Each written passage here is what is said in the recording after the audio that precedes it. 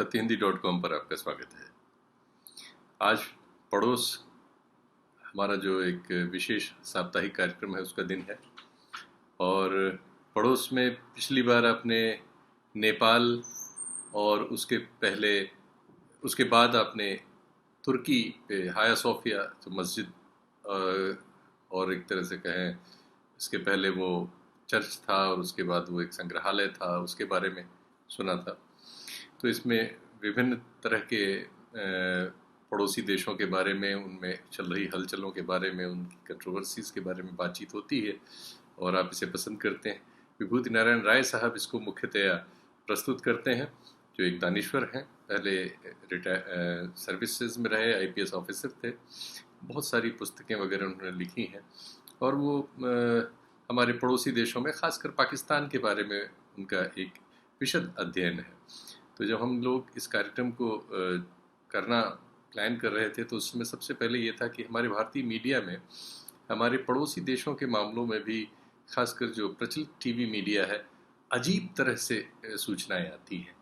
एकदम मतलब बहुत सारी उसमें झूठी होती हैं, बहुत सारी उनमें अतिरेक होता है, शोरगुल होता है और कल्पनातीत कह लीजिए। वो अजब है, वो क्या कहें, न उसको न वर्तमान कह सकते हैं, न अतीत कह सकते हैं, न भविष्य कह सकते हैं, वो पता नहीं क्या है। एक कूड़ा कचरा, एक तरह से कही सूचनाओं का कूड़ा कचरा अब तक जाता है। लेकिन चूंकि उनको लेके क्यूरियसिटी इतनी है, हमारे संबंधों में तनाव है, हम एक ही देश में 2 देश बनाए गए हैं 47 में, तो एक ऐसा रिश्ता है जो हम चाहें या न चाहें वो रिश्ता है, वो पड़ोसी है, उसकी सीमाएं हमसे लगती हैं, वो हमारे ही जैसा दिखता है, लेकिन उसने एक धार्मिक राज्य बना लिया है और हम एक धार्मिक राज्य बनाने की ओर बढ़ रहे हैं। तो ऐसे में ज़रूरी है कि वो सूचनाएं आप जो वहाँ हो रहा है एज इट इज़ आप तक जाएं, फिर आप उनका विश्लेषण कर सकें, आप उसमें फिर अपने मन से चीज़ों के फैसले ले सकें, तो उनमें ज़्यादा ड्रामेबाजी न हो, जो जैसा है वो आप तक पहुँचे। इस कोशिश के तहत ये पड़ोस नाम का हम लोगों ने कार्यक्रम अंगीकार किया था।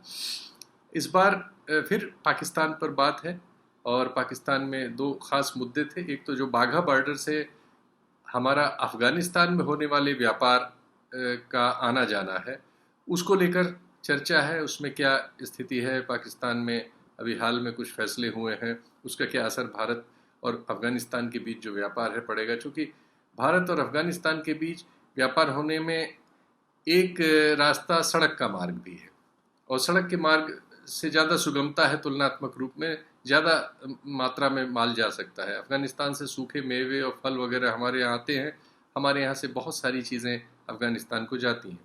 तो वायु मार्ग से बहुत सारी चीज़ें भेजी जाती हैं, समुद्री मार्ग से ईरान होते हुए जा सकती हैं और बाकी सड़क से पाकिस्तान होते हुए जा सकती हैं। तो एक बड़ा मुद्दा है।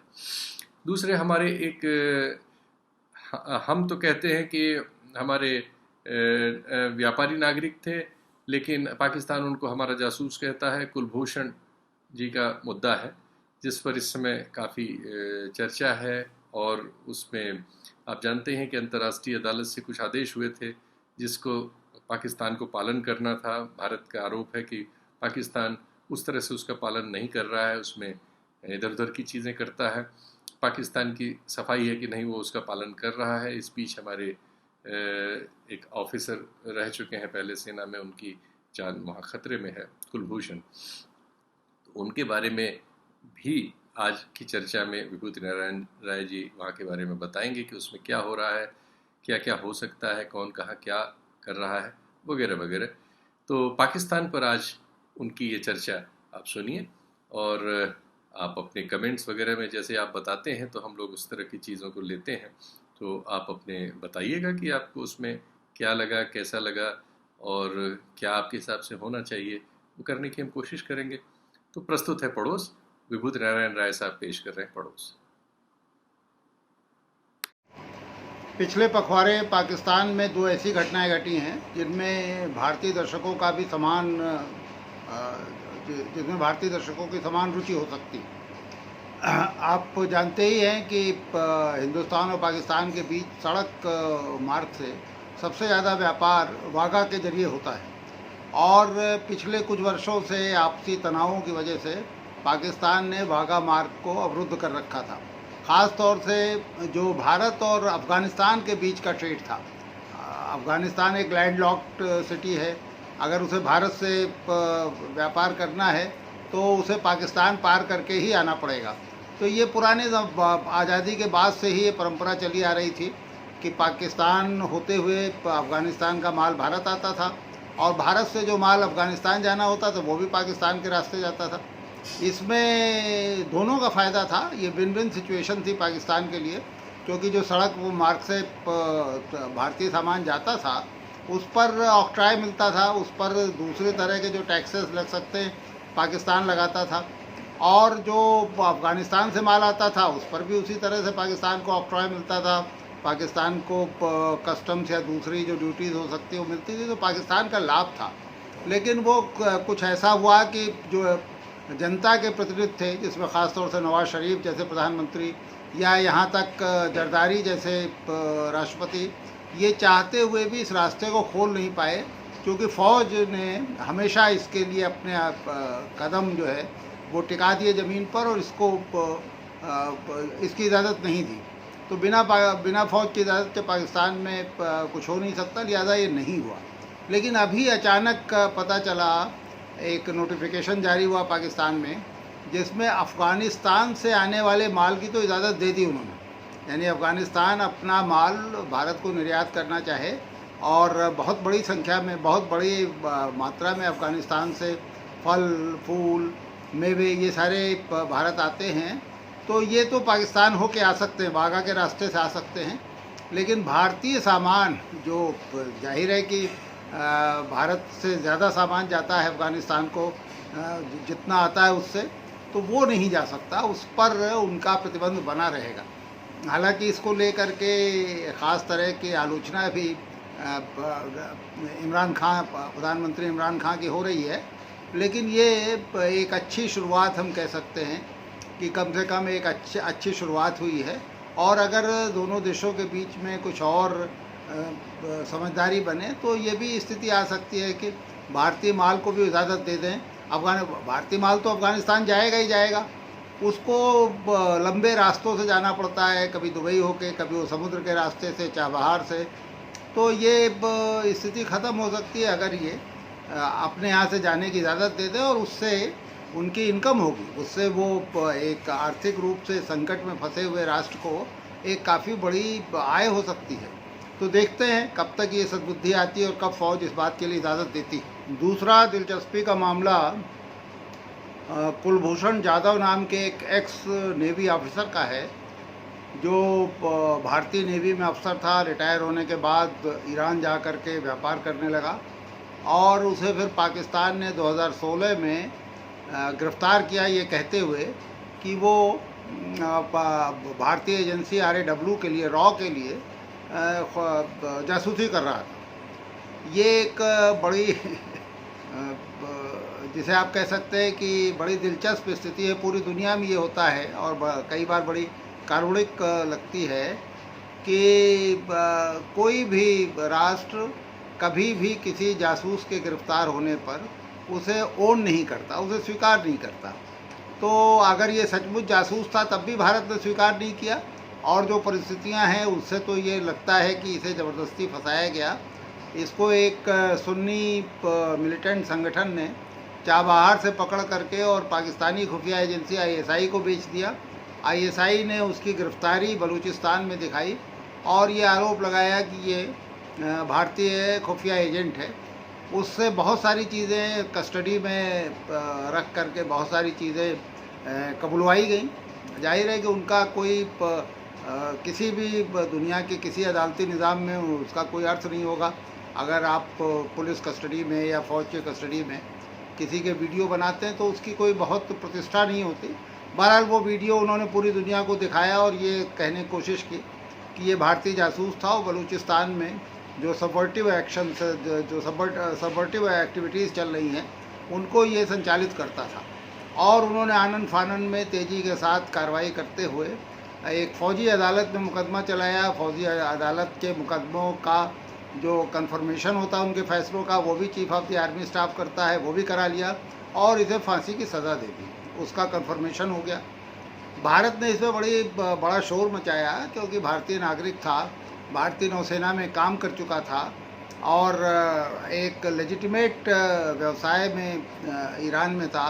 तो भारतीय सरकार ने स्वाभाविक है इस पर बहुत शोर मचाया, और जब पाकिस्तान की सरकार और पाकिस्तान का जनमत नहीं माना, तब भारत 2017 में इंटरनेशनल कोर्ट ऑफ जस्टिस में गया, और इंटरनेशनल कोर्ट ऑफ जस्टिस ने इसका जो एग्जीक्यूशन था, जो फांसी की सज़ा थी, उसे रोक दिया और कहा कि जो वियना कन्वेंशन के अनुसार जिस तरह से एक काउंसलर एक्सेस का प्राविधान है, वो इसको दिया जाना चाहिए, इसको कानूनी मदद दी जानी चाहिए, वकील प्रोवाइड करने चाहिए, और एक ट्रांसपेरेंट तरीके से इसका ट्रायल होना चाहिए।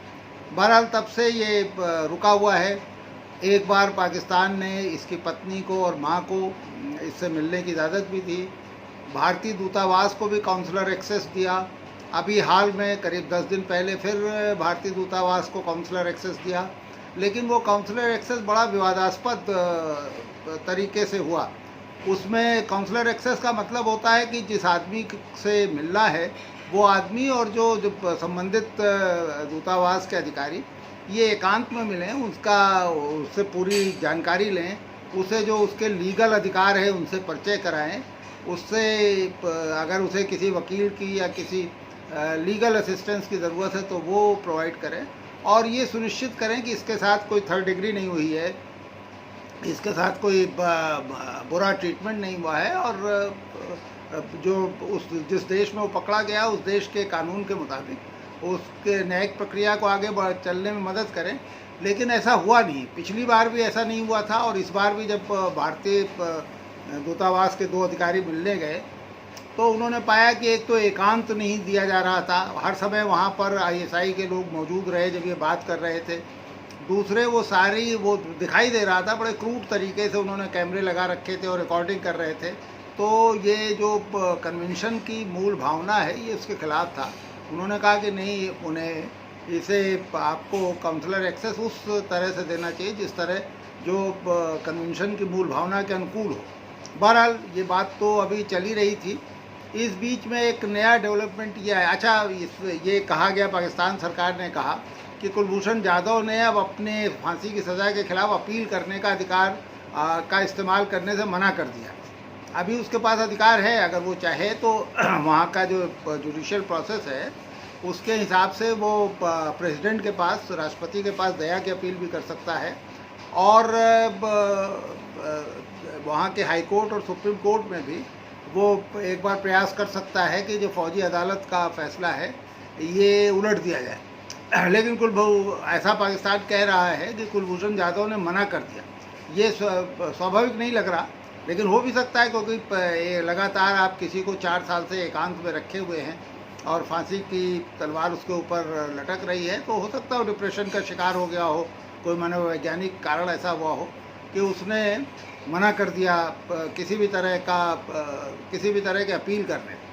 तो इसी बीच में क्या हुआ है कि पाकिस्तान सरकार ने एक ऑर्डिनेंस पास किया और उसमें कहा कि अगर कोई दूसरे देश का कोई सज़ा याफ्ता व्यक्ति खुद अपील करने के लिए तैयार ना हो तो उस देश की सरकार उसके बिहाफ पर या उसके परिवार के लोग उसके बिहाफ पर अदालत में अपील कर सकते हैं।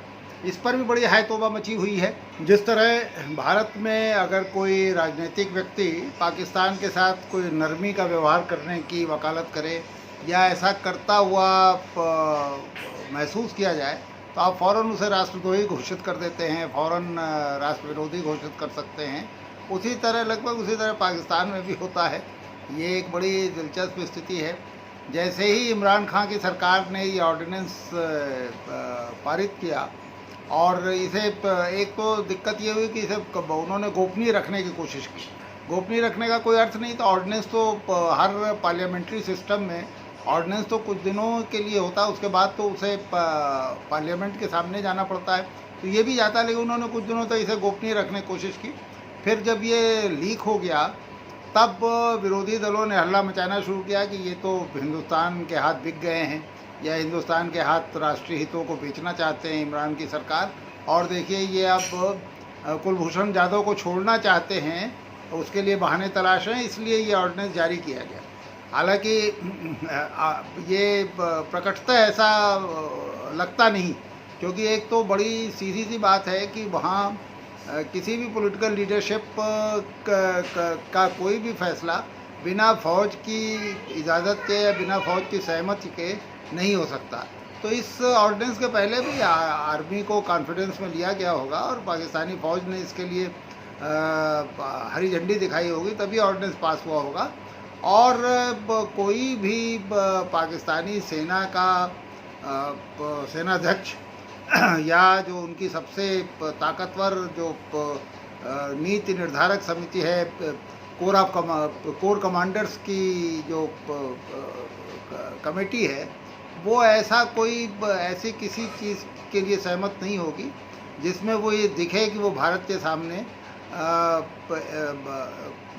एक, हालांकि इसे तो हमें दोस्ती का हाथ बढ़ाना कह सकते हैं, अगर कुलभूषण जाधव को वो छोड़ें तो ये तो एक बड़ा कदम हो सकता है दोस्ती की दिशा में। लेकिन इससे ज़्यादा इसका जो वहाँ का विरोधी पक्ष है वो प्रचार करेगा कि उन्होंने भारत के सामने समर्पण कर दिया है, तो लिहाजा ये ना तो विरोधी इस पे शांत बैठेंगे और ना ही फ़ौज इसकी इजाज़त देगी। तो ये मामला कुल मिला करके एक तरह से आप कह सकते हैं फंसा हुआ है। अब ये देखना है कि भारत किस तरह से अपनी कूटनीतिक कौशल या अपना जो राजनीतिक रसूख है उसका प्रभाव डाल करके, क्योंकि इंटरनेशनल कोर्ट ऑफ जस्टिस का तो रोल ख़त्म हो गया। आप ये उम्मीद नहीं कर सकते और ना ये कानूनन संभव है कि international court of justice Pakistani अदालतों के, या आखिर फ़ौजी अदालत भी तो एक तरह से जुडिशल बॉडी है, इनके फैसलों को पलट दे, ये संभव नहीं है। इसलिए अब अंतर्राष्ट्रीय न्यायालय पर बहुत भरोसा ना करके भारत को अपने कूटनीतिक साख का, अपने आर्थिक महाशक्ति होने का, या जो भू राजनीतिक परिस्थितियां बदली हैं, इन सब का इस्तेमाल करके और कुछ अपने मित्र देशों के प्रभाव का इस्तेमाल करके, जिसमें जाहिर है कि सऊदी अरेबिया और यूएई बहुत महत्वपूर्ण रोल अदा कर सकते हैं, अमेरिका बहुत महत्वपूर्ण रोल अदा कर सकता है, इन सब का प्रयोग करके कुलभूषण जाधव को छुड़ाने की कोशिश करनी चाहिए। अब अगले कुछ दिन बड़े क्रूशल हैं, इसी में फैसला हो जाएगा। पाकिस्तान कुलभूषण जाधव को छोड़ेगा या उसको जो सज़ा उन्होंने दी है उस सज़ा को एग्जीक्यूट करेंगे, इसका फैसला जल्दी हो जाएगा। हमें तो यही उम्मीद करनी चाहिए और यही कामना करनी चाहिए कि कुलभूषण जाधव सकुशल भारत वापस आ जाए। पाकिस्तान में ये जाली डिग्रियों के एक्सपोजर का भी मौसम रहा। सबसे पहले ये पता चला कि पाकिस्तान एयरलाइंस जो PIA है, उसके बहुत सारे पायलट्स बिना किसी वैलिड डिग्री के, बिना किसी वैध सर्टिफिकेशन के वो हवाई जहाज़ उड़ा रहे थे। पिछले ईद में आपको याद होगा, इस्लामाबाद से कराची आने वाला एक हवाई जहाज़ दुर्घटनाग्रस्त हो गया और सारे यात्री और सारे जो उसमें क्रू के सारे मेंबर्स, 2-3 बहुत, जिसे आप कह सकते हैं चमत्कारिक रूप से बच गए, बाकी सब लोग मारे गए। तो इसके बाद जब छानबीन हुई, पता चला कि अरे ये तो बड़ी पुरानी बीमारी है और वहाँ तो आधे से ज़्यादा लोग मशकूक हैं, संदिग्ध हैं। इसके लिए आपको इमरान खान सरकार की तारीफ़ करनी पड़ेगी कि उन्होंने खुद सार्वजनिक रूप से स्वीकार किया कि उनके यहाँ बहुत सारे पायलट्स PIA में फर्जी डिग्रियों के सहारे भर्ती हो गए हैं, सिफारिशों के आधार पर भर्ती हो गए हैं। और वो सीनेट में भी, पार्लियामेंट में भी इस बात को वहाँ के जो नागरिक उड्डयन मंत्री हैं उन्होंने स्वीकार किया। इसके नतीजे ज़रूर भयानक हुए। पूरी दुनिया में पाकिस्तानी पायलट्स अलग अलग एयरलाइंस के जहाज़ उड़ा रहे थे, उन सबको घर बैठा दिया गया। बहुत सारे हवाई अड्डों पर पाकिस्तानी एयरलाइंस के जहाज़ उड़ने से रोक दिए गए और पाकिस्तान इंटरनेशनल एयरलाइन जो PIA है उसकी उसी तरह खस्ता हालत है जैसे हमारे एयर इंडिया की, दोनों डूबने के कगार पे हैं। तो PIA की और हालत ख़राब हो गई। तो ये एक बड़ा दिलचस्प, जिसे आप कह सकते प्रकरण था। अब इसी के साथ साथ पता चला कि ये, हालांकि अभी ये नई कोई नया रहस्योद्घाटन नहीं है, पहले भी पाकिस्तान के MNAs यानी मेंबर नेशनल असेंबली और MPA मेंबर पार्लियामेंट असेंबली, इन लोगों का स्कैंडल आ चुका है, जिसमें पता चला कि बहुत बड़ी संख्या में ये इन्होंने जाली डिग्रियां ले करके चुनाव लड़े। वहाँ के चुनाव के लिए खास शैक्षणिक योग्यता की ज़रूरत है, और जिनके पास वो शैक्षणिक योग्यता नहीं थी उन्होंने फर्जी डिग्रियां बना करके और चुनाव लड़े। बाद में न्यायपालिका के हस्तक्षेप से कुछ जांच हुई, कुछ लोगों को कुछ लोग डिस्क्वालीफाई किए गए। लेकिन अभी तो एक बहुत इम्पॉर्टेंट मंत्री जो इमरान खान कैबिनेट के हैं और वो पकड़े गए, और उनका पता चला कि मुराद सईद नाम के साहब जो हैं कि उन्होंने फर्जी डिग्री ले रखी थी पेशावर यूनिवर्सिटी से, और पेशावर यूनिवर्सिटी ने हाई कोर्ट को लिख करके दिया कि इनकी डिग्री जाली है। तो ये एक बड़ी दिलचस्प सी स्थिति थी। भ्रष्टाचार का परिदृश्य तो आप जानते हैं कि हम एक ही जैसा समाज है भारत और पाकिस्तान, लेकिन ऐसी दिलचस्प स्थितियां शायद भारत में हमको कम देखने को मिलती। लगभग जैसे एयर इंडिया में और सारे कारण थे जिसकी वजह से एयर इंडिया डूबी या डूबने के कगार पे है, पर फर्जी डिग्रियों वाला मामला नहीं दिखाई दिया जो PIA में दिखाई दिया। इसी तरह एक नया मसला वहाँ पे खड़ा हो गया है। पाकिस्तान में एक इस तरह का सिस्टम है कि कुछ लोग तो जनता से चुन के आते हैं, वो कैबिनेट के मंत्री हो जाते हैं, लेकिन बहुत से लोग जो चुने नहीं जाते हैं या जो हार जाते हैं, या बहुत से टेक्निकल लोग जो चुनाव नहीं लड़ते हैं, उनको special assistant to prime minister बना दिया जाता है, SAPM, और वो लगभग मंत्रियों की तरह काम करते हैं।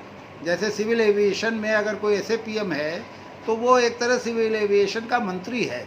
इसी तरह वित्त मंत्री बहुत दिनों तक एक स्पेशल असिस्टेंट टू PM थे। तो ये व्यवस्था वहाँ पर सभी सारे प्रधानमंत्रियों ने इस व्यवस्था को जारी रखा, और इमरान खान के ज़माने में तो अब थोड़ा ज़्यादती ये हो गई है कि लगभग आधे हो गए, आधे जनता के चुने लोग हैं और आधे इस तरह से बैक डोर से आए हुए।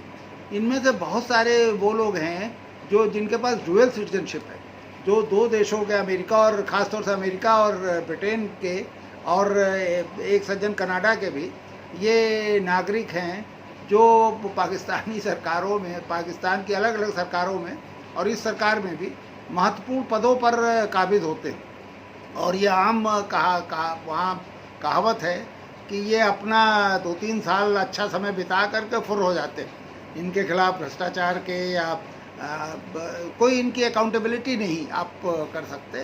तो भ्रष्टाचार या जातियों की जो शिकायतें हैं, जैसे ही वो सरफेस होने लगती है वैसे ही अपना ये एक सूटकेस लेते हैं और उड़ जाते हैं। तो ये एक ख़ास व्यवस्था है पाकिस्तान में, और इधर पिछले लगभग 1 महीने से इसको भी लेकर के बहुत सारी गंभीर चर्चाएं हैं। मैं अपने श्रोताओं से सिर्फ ये कहना चाहता हूँ कि मैं अगली बार से इस जो ये पड़ोस कॉलम है, इसमें मैं चाहता हूं कि पाकिस्तान के साहित्यिक सांस्कृतिक गतिविधियों के बारे में भी आपसे चर्चा करूं।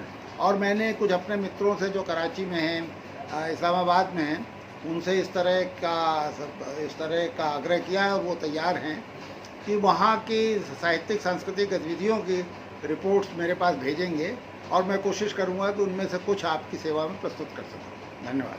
सत्य हिंदी के और वीडियोस को देखने के लिए हमारे YouTube चैनल को सब्सक्राइब करें और सीधे नोटिफिकेशन पाने के लिए बेल आइकन दबाएं।